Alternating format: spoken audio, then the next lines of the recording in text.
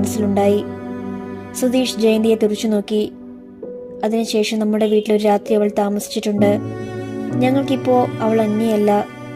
ഞാനും വിശ്വേട്ടനും അവളെ കാണാറുണ്ട്. നിന്റെ വിശേഷങ്ങൾ അവൾ ഞങ്ങളെ അറിയിക്കാറുണ്ട്. നിന്റെ സസ്പെൻഷൻ വരെ അവൾ പറഞ്ഞ ഞങ്ങൾ അറിയുന്നത്. ജയന്തിയുടെ വാക്കുകൾ ഉൾക്കൊള്ളാൻ സുധീഷ് തയ്യാറായില്ല. ആലീസ് അർച്ചനയാണെന്ന് അറിഞ്ഞിട്ടും അവളെ ജീവനോടെ വെക്കാൻ അച്ഛൻ തയ്യാറാണെന്ന് വിശ്വസിക്കാൻ വിഡ്ഢിയല്ല ഞാൻ. നിരഞ്ജന പ്രസവിക്കില്ലെന്ന അറിവും അർച്ചനയ്ക്കുണ്ടായ മാറ്റവും നിങ്ങളെ അവളോട് അടുപ്പിച്ചിട്ടുണ്ടാവും. അവൾ ആഗ്രഹിക്കുന്നതും ഞാൻ നിരഞ്ജനയ്ക്കൊപ്പം ജീവിക്കണമെന്നാണല്ലോ. ഇനി ആ സത്യം കൂടി മറച്ചു വെച്ചിട്ട് കാര്യമില്ലെന്ന് ജയന്തിക്ക് മനസ്സിലായി. അവൻ്റെ പോക്ക് ഇങ്ങനെയാണെങ്കിലെല്ലാം പറഞ്ഞു കേൾപ്പിക്കാൻ അവനുണ്ടായെന്ന് വരില്ല. ഞങ്ങൾ അവളെ തിരിച്ചറിയാൻ അതൊന്നുമല്ല മോനെ കാരണം. നീയും നിരഞ്ജനയും തമ്മിലുള്ള വിവാഹം നടക്കുമ്പോൾ അർച്ചന 2 മാസം പ്രഗ്നൻ്റ് ആയിരുന്നു. ഒരു നടുക്കം സുധീഷിലുണ്ടായി. അയാളുടെ മനസ്സിരമ്പി.